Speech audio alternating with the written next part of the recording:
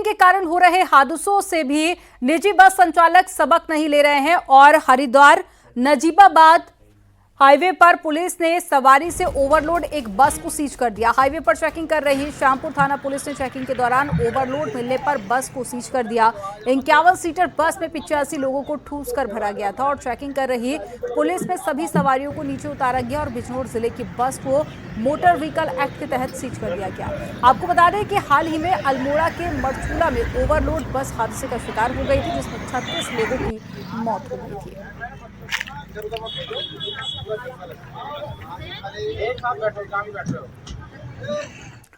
उत्तराखंड सरकार जल्द ही सख्त भू कानून लाने जा रही है। गर्मियों की राजधानी गैरसैंण में आज भू कानून को लेकर बड़ी बैठक की गई।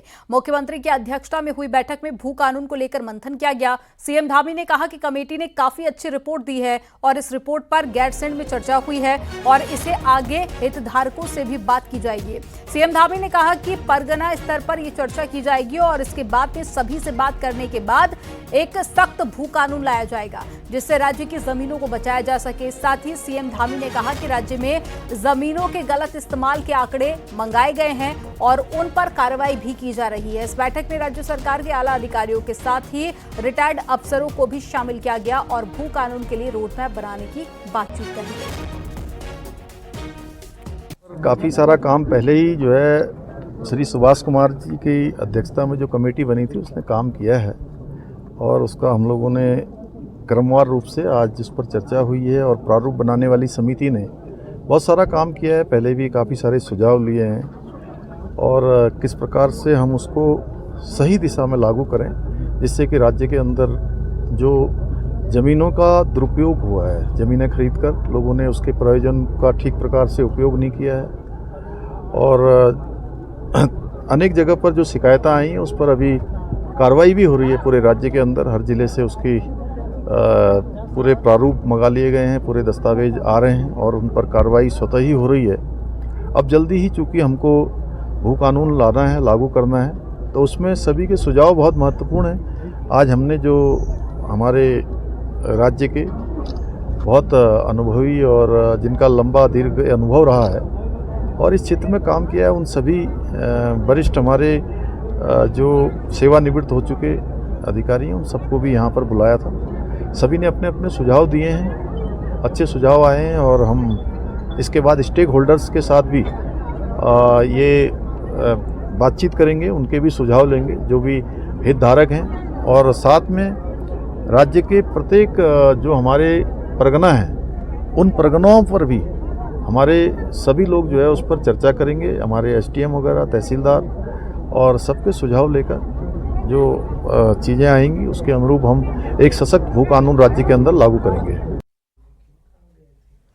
उत्तराखंड में जिस गंगा जल को हाथ में लेकर कसम खाई जाती है, उसी गंगा जल के रिपोर्ट पर एनजीटी ने सवाल खड़े कर दिए। चीफ सेक्रेटरी को हाल ठीक करने की हिदायत भी दी गई है क्योंकि गंगोत्री से ही गंगा जल पीने लायक नहीं है। सरकार अब कार्रवाई की बात कह रही है। रिपोर्ट आपको दिखाते हैं।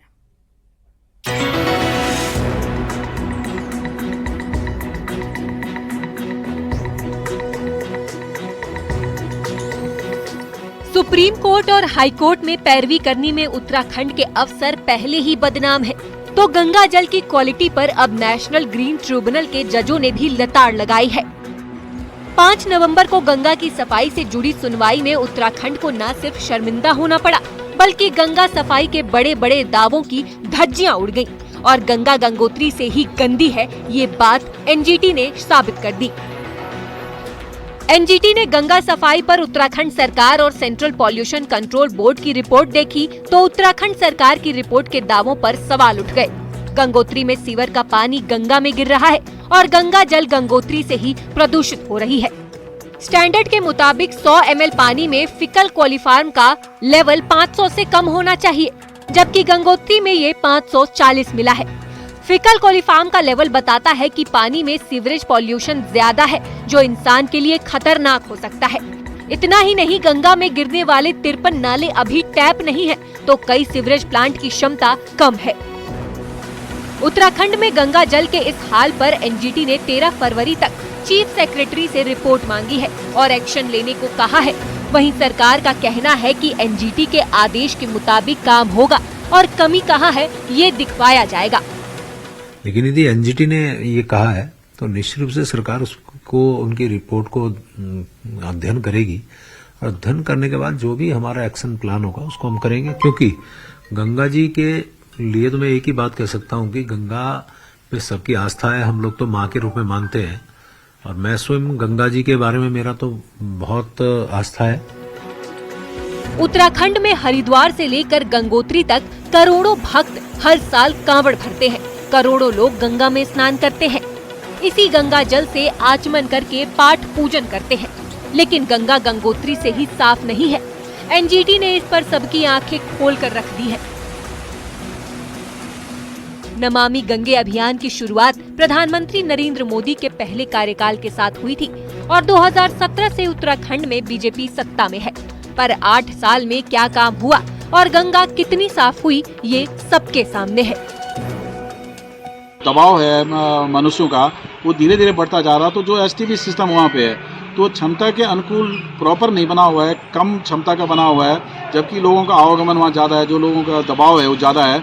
और दूसरा जो गंगोत्री में जो गंगा जी के दोनों तरफ एसटीपी सिस्टम होना चाहिए था, लेकिन एक जगह जो सूर्यकुंड है वो गंगोत्री को क्रॉस करके, मतलब सूर्यकुंड गंगा जी के ऊपर से सीवर लाइन को क्रॉस कर लिया गया है, जो गलत है। क्योंकि वहाँ पे जो सीवर है वो कभी कभी लीकेज होता है तो सीधा वो गंगा जी में जाता।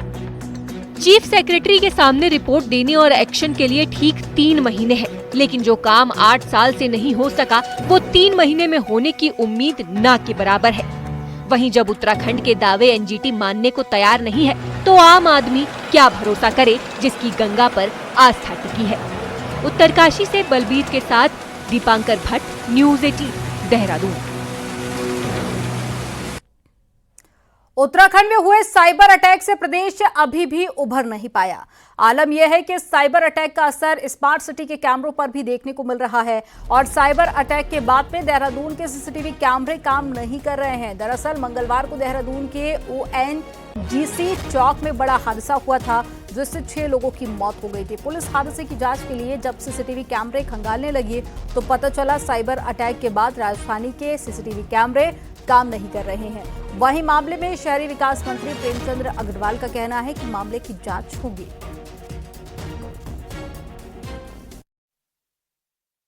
इसमें कुछ कमी हो सकती है, जानकारी तो लेंगे, क्योंकि मेरे को ध्यान आ रहा है कि 3-4 दिन पहले जो सीईओ हैं हमारी स्मार्ट सिटी की, सोनिका से भी मैंने सवाल यही किया था कि मैंने कहा हमारे सभी कैमरे पूरे जो हमारे लगे हैं स्मार्ट सिटी के माध्यम से, क्या वो काम कर रहे हैं, ठीक से काम कर रहे हैं, और स्पीड है, दूसरी चीजें, सारी चीजें जानकारी में हैं, कितना पैसा हम लोग अभी तक ले पाए हैं। तो ये अभी बात की तो उन्होंने कहा फंक्शन में, लेकिन जैसा आपने बताया तो उस पर भी हम लोग निश्चित रूप से अधिकारियों से तलब करेंगे भी। क्या सरकारी विभाग सरकार के मन मुताबिक काम नहीं कर पा रहे हैं? क्या सरकारी विभाग समय से विकास कार्यों को पूरा नहीं कर पा रहे हैं? आखिर ये सवाल क्यों उठ रहे हैं और कहां से उठ रहे हैं, रिपोर्ट में देखिए। उत्तराखंड में सरकार एक के बाद एक विकास कार्यों को हरी झंडी दिखा रही है, लेकिन झंडी दिखाने में जितनी तेजी राजनीतिक लोग दिखा रहे हैं, विकास कार्यों को करने में सरकारी एजेंसियां उतनी ही ढिलाई बरत रही हैं, जिसका खामियाजा जनता के गुस्से के रूप में बीजेपी विधायक और सांसद झेल रहे हैं। ऐसा हम नहीं कह रहे हैं, बल्कि ये बड़ी बात खुद बीजेपी के नैनीताल उधम सिंह नगर से सांसद और पूर्व केंद्रीय मंत्री अजय भट्ट कह रहे हैं। कई विभाग हैं ऐसे, जैसे हमारा पेयजल निगम है, वो पहले लाइन बिछा दे रहे हैं, टंकी बनाने में 1.5 साल लगता है। अब लाइन बिछी हुई है, सड़कें खुदी हैं, पानी जा नहीं रहा है, क्योंकि टैंक जब बनेगा तब जाएगा, और लोगों के कोप भाजन हम बन रहे हैं। सरकार के प्रति जो अच्छा होगा करके हमने पैसा दिया, मोदी जी ने इतना पैसा दिया, उसके बारे में सुनना हमको पड़ता है अधिकारियों के कारण। वाकई सांसद जी के आरोप बेहद गंभीर है, इसलिए कांग्रेस ने भी चुटकी लेने में देर नहीं की। कांग्रेस प्रवक्ता ने बीजेपी सांसद की बात को कांग्रेस के आरोपों पर मुहर करार दे डाला है। जो गुड गवर्नेंस की बात कहते हैं वो पूरी तरह विफल है इस समय भाजपा सरकार, और इस बात को ये स्वीकारोक्ति है हमारे माननीय सांसद जी की कि पैसा वो ला रहे हैं, योजनाएं वो ला रहे हैं, लेकिन अधिकारी काम नहीं कर रहे हैं। तो खुला आरोप मैं समझता हूँ ये तो राज्य सरकार के ऊपर सांसद जी का दिखता है मुझे, और जो कि कांग्रेस ये आरोप बार बार लगाते आई है कि अधिकारी बेलगाम हो चुके हैं। जाहिर है केंद्र और राज्य दोनों में बीजेपी की सरकारें हैं, अधिकारी भी उन्हीं के मुताबिक हैं। लेकिन इस सब के बीच अधिकारी सत्तारूढ़ दल के महत्वपूर्ण नेताओं के मुताबिक काम क्यों नहीं कर पा रहे? ये सवाल हैरान करने वाला है। हल्द्वानी से न्यूज़ 18 के लिए शैलेंद्र नेगी की रिपोर्ट। सीएम पुष्कर सिंह धामी ने बद्रीनाथ में भगवान बद्री विशाल की पूजा अर्चना की और प्रदेशवासियों के सुख शांति की कामना की। इस दौरान सीएम धामी ने कहा कि 17 नवंबर को बद्रीनाथ धाम के कपाट बंद हो जाएंगे, लेकिन अभी भी श्रद्धालुओं के आने का सिलसिला जारी है। सीएम धामी ने भी कहा कि यात्रा अपने अंतिम चरण में है और सभी लोगों ने यात्रा को लेकर संतोष जताया। यात्रा बहुत अच्छी तरह से संपन्न हुई है। सीएम धामी ने यह भी कहा कि पीएम मोदी के मार्गदर्शन में केदारनाथ के साथ बद्रीनाथ धाम में पुनर्निर्माण काम चल रहे हैं और जल्द ही बद्रीनाथ का बदला हुआ रूप सबके सामने होगा।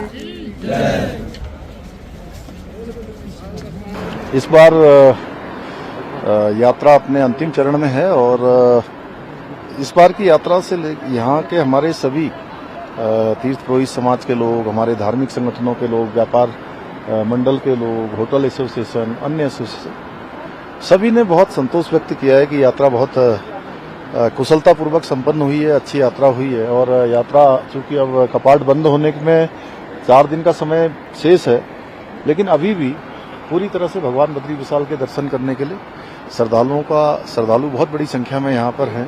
भगवान बद्री विशाल का ये स्थान, यहाँ भी मास्टर प्लान के तहत हमारे प्रधानमंत्री जी की प्रेरणा से यहाँ पर काम चल रहा है और अनेक निर्माण के कार्य चल रहे हैं। काफी स्वरूप यहाँ का बदला है। आने वाले समय में यहाँ का और अच्छा स्वरूप निकल कर आएगा। केदारनाथ चुनाव में प्रचार कर रहे अनिल बलूनी ने बड़ी जीत का दावा किया और उन्होंने कहा कि कांग्रेस दौड़ में नहीं है और केदारनाथ में हुए कामों का सीधा फायदा बीजेपी को मिलेगा और जनता ने बीजेपी को जिताने का मन बना लिया है। न्यूज़ 18 ने अनिल बलूनी से केदारनाथ उपचुनाव पर एक्सक्लूसिव बातचीत की। केदारनाथ उपचुनाव के लिए प्रचार का अंतिम चरण है। इसमें भारतीय जनता पार्टी ने अपने सारे सीनियर नेताओं को इस वक्त लगाया हुआ है। कई सीनियर नेता यहाँ दौरा कर रहे हैं। हमारे साथ है बीजेपी के राष्ट्रीय मीडिया प्रमुख और पौड़ी लोकसभा से एमपी अनिल बलूनी। बलूनी साहब, आप यहाँ आए हैं, आज आपने प्रचार भी किया है। किस तरीके का फीडबैक आपको लगता है, क्या माहौल है?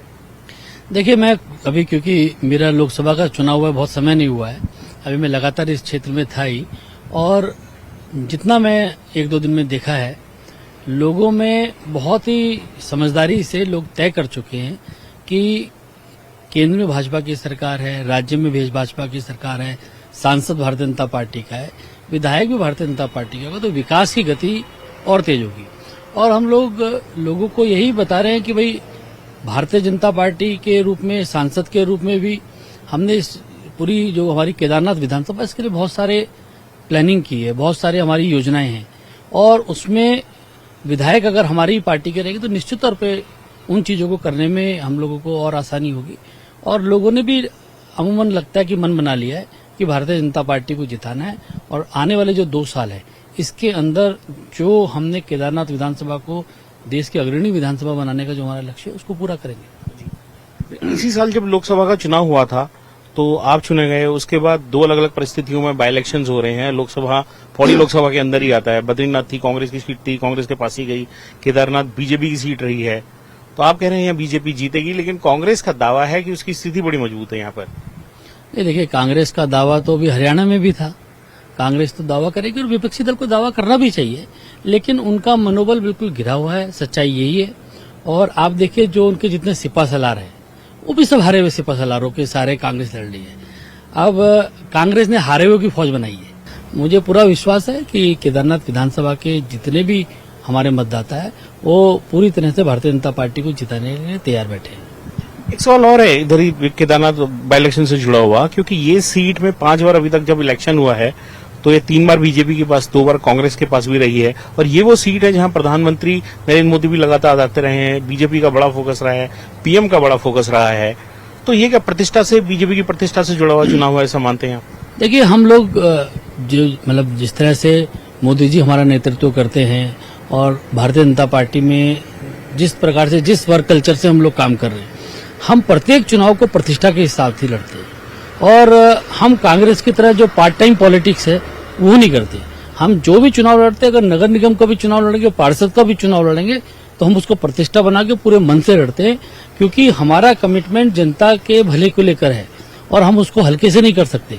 हम हर चुनाव प्रतिष्ठा के साथ लड़ते हैं और पूरी शक्ति के साथ लड़ते हैं और जीत के वहां पर विकास कार्य करते हैं। क्योंकि ये 2013 में यहाँ पूरे क्षेत्र में आपदा भी आई थी और आपदा के अंश बहुत हद तक कवर हुए हैं, रिकंस्ट्रक्शन काम हुआ है, बहुत से काम अभी बच गए हैं। तो क्या एक बीजेपी का पोल प्रॉमिस भी है, अगर यहाँ से बीजेपी का विधायक जीतता है और पार्टी को ताकत मिलती है तो जो बचे हुए काम है उसे दुगनी गति से किया जाएगा?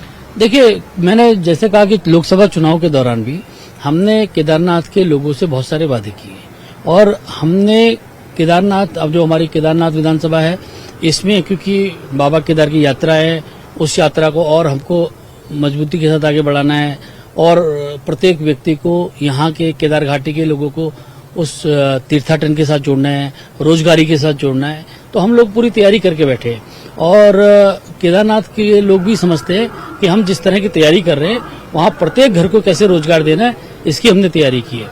पिछले दिनों अभी आप लोगों ने देखा होगा कि मैंने राज्य सरकार में जो हमारे जितने भी जहाँ पर भी केदारनाथ विधानसभा क्षेत्र के सड़कें रुके, इस विधानसभा में और रुद्रप्रयाग जिले में बहुत बड़ी संख्या में ऐसी सड़कें हैं जो फॉरेस्ट के कारण रुकी हुई थी, उनको क्लियर हमने कराना शुरू किया है। हमारी ये तैयारी है कि आने वाले 2 साल के अंदर हमारे रुद्रप्रयाग जिले के अंदर कोई भी ऐसी सड़क न बचे जो वन विभाग की ऑब्जेक्शन के कारण रुके रहे। तो ये सारे काम हम लोगों को करने हैं, इसलिए सब केदारनाथ विधानसभा के लोग भी इन चीजों को जानते हैं कि हम आने वाले समय में इन सब कामों को करने वाले हैं। जी, बहुत धन्यवाद। तो ये थे बीजेपी के एमपी अनिल बलूनी, जिनका कहना है कि बीजेपी का यहाँ एडवांटेज है और बीजेपी जीतने जा रही है।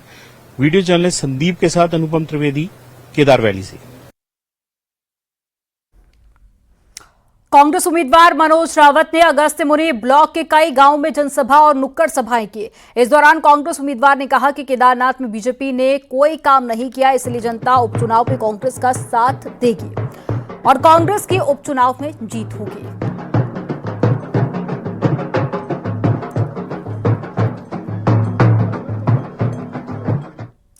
गढ़वाल से सांसद अनिल बलूनी ने आज सुबह पौड़ी के लोगों के साथ में बातचीत की और लोगों से उनकी समस्याओं के बारे में पूछा। इसके साथ ही सांसद बलूनी ने डीएम पौड़ी से कई मुद्दों और विकास परियोजनाओं पर विस्तृत चर्चा की। अनिल बलूनी ने कहा कि पौड़ी बहुत ही सुंदर हिल स्टेशन है और यहां पर पर्यटन और रोजगार की अनंत संभावनाएं हैं।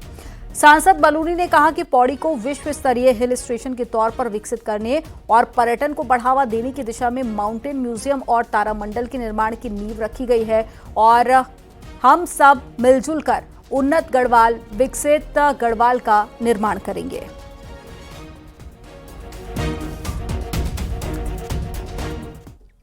और हरिद्वार के BHEL इलाके से सांपों के जोड़ों की अटखेलियां वाला एक वीडियो सोशल मीडिया पर काफी वायरल हुआ। सांपों का ये जोड़ा रसल वाइपर प्रजाति का है और वीडियो भेल के टेनिस कोर्ट का बताया जा रहा है। शाम के वक्त खिलाड़ी जब वहां पर खेलने के लिए पहुंचे तो टेनिस कोर्ट के पास में बड़े आकार के 2 रसल वाइपर सांप आपस में अटखेलियां करते हुए नजर आए। इस दौरान वहां पर मौजूद किसी शख्स ने ये नजारा अपने मोबाइल में कैद कर लिया। सांपों की अटखेलियों का ये सिलसिला काफी देर तक चलता रहा। आपको बता दें कि रसल वाइपर जहरीली प्रजाति का सांप होता है और इसके काटने से इंसान की मौत हो जाती है।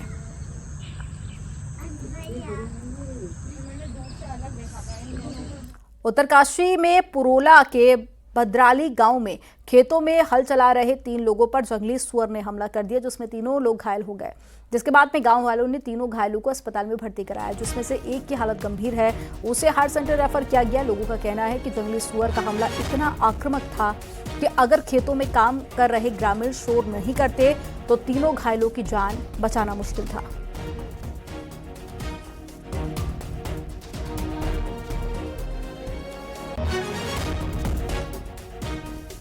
उत्तरकाशी डुंडा के हिटाणु में हॉट मिक्स प्लांट का विरोध लगातार बढ़ता जा रहा है। ग्रामीणों ने बड़ी संख्या में जिला कलेक्ट्रेट पहुंचकर हॉट मिक्स प्लांट का विरोध किया और ग्रामीणों ने डुंडा प्रशासन और खनन अधिकारी के खिलाफ प्रदर्शन करते हुए आक्रोश जताया और धरने पर बैठ गए। दरअसल जिस जगह पर हॉट मिक्स प्लांट लग रहा था उस जगह पर ग्रामीणों के खेत गौशाला हैं और गांव वालों को का आरोप है कि प्लांट लगाने से उनके खेतों पर बुरा असर पड़ेगा और उनकी खेती बर्बाद हो जाएगी।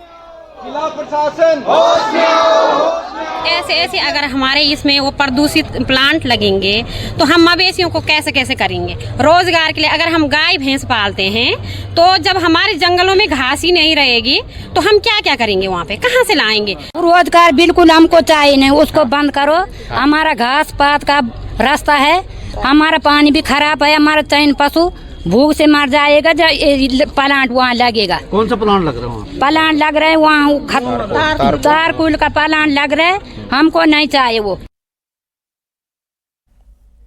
देहरादून के जाने माने दून स्कूल की बाउंड्री के अंदर मजार कैसे बनी और फिर क्यों तोड़ी गई, ये रहस्य बना हुआ है।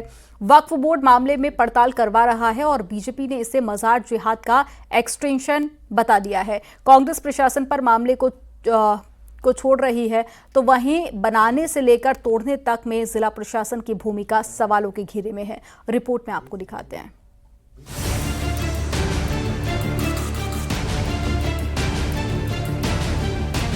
जिस दून स्कूल की पहचान दुनिया में है, देहरादून में उस स्कूल की बाउंड्री पर बनी मजार चर्चाओं में है।